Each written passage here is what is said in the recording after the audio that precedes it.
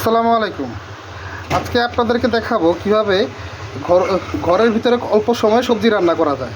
এই যে এখানে দেখতে পারতেছেন, এখানে আছে ধুন্দুল, পুরো একটা বড়, না সরি, এটা হলো চিচিঙ্গা, পুরো একটা বড় চিচিঙ্গা কাইটা নেওয়া। তারপরে আছে হচ্ছে পটল, 4-5টা পটল কাইটা নেওয়া। আর আছে হচ্ছে পেঁপে, অর্ধেকটা পেঁপে। আর এখানে আছে বেগুন। আর মাঝখানে যে পাতাগুলো দেখতে পারতেছেন, এটা হচ্ছে চাল কুমড়া পাতা। 5-6টা চাল কুমড়া পাতা কুচি কুচি করে কেটে নেওয়া, বড় বড় কুচি করে কেটে নেওয়া। প্রথমেই ফ্রাই প্যান গরম করে সেটাতে তেল দিয়ে দেবেন।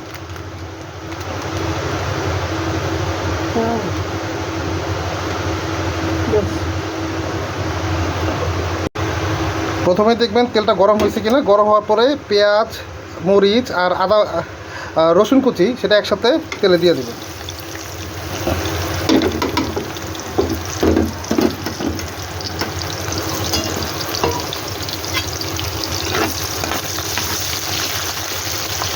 মিডিয়াম আছে, এগুলোকে ভালোভাবে নাড়বেন।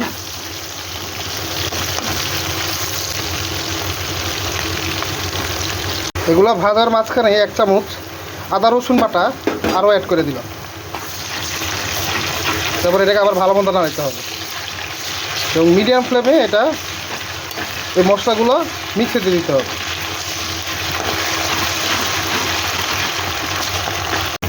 যখন আদার ভাজা ভাজা হয়ে যাবে আর একটু গন্ধ চলে যাবে, তখন দিবেন অল্প একটু 1/2 চা চামচের মতো হলুদ গুঁড়া আর প্রায় 1 চা চামচের মতো মরিচ গুঁড়া।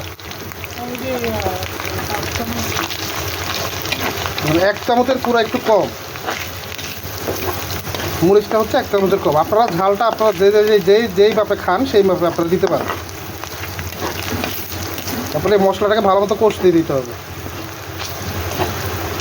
এই পর্যায়ে দিয়ে দিচ্ছি 1/2 চা চামচ ধনিয়া গুঁড়া।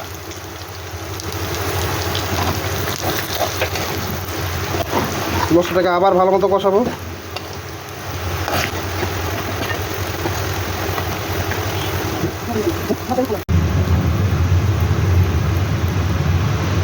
এবার এই পর্যায়ে 1.5 চা চামচ লবণ দিয়ে দিলাম।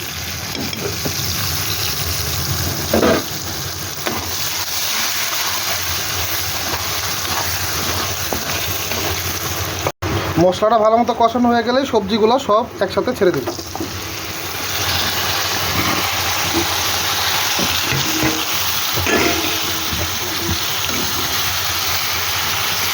এবারে একসাথে মশলার সাথে ভালো করে মিক্স করে নেবেন।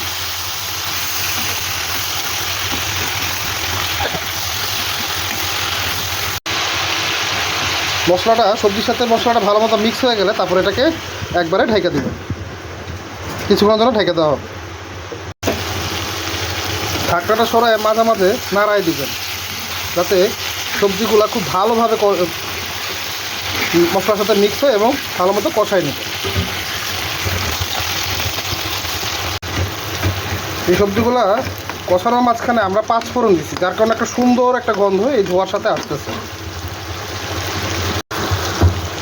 সবজিগুলো ভালো মতো কষানো হলে এই যে দেখেন পরিমাণে কমে গেছে। এরপরে দিয়ে দিব এগুলো সিদ্ধ হওয়ার জন্য 1 গ্লাস পানি।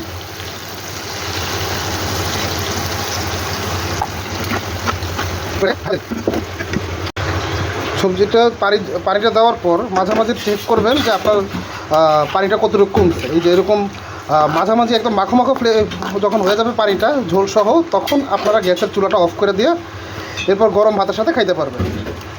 ঘরের মধ্যে যদি এরকম কেউ থাকে যে মাছ মাংস ছাড়া কিছু খায় না, সেও এই 5 ফোড়ন দেওয়া মিক্স সবজি খাইতে বাধ্য হবে এর ঘ্রাণে এবং এর গন্ধে।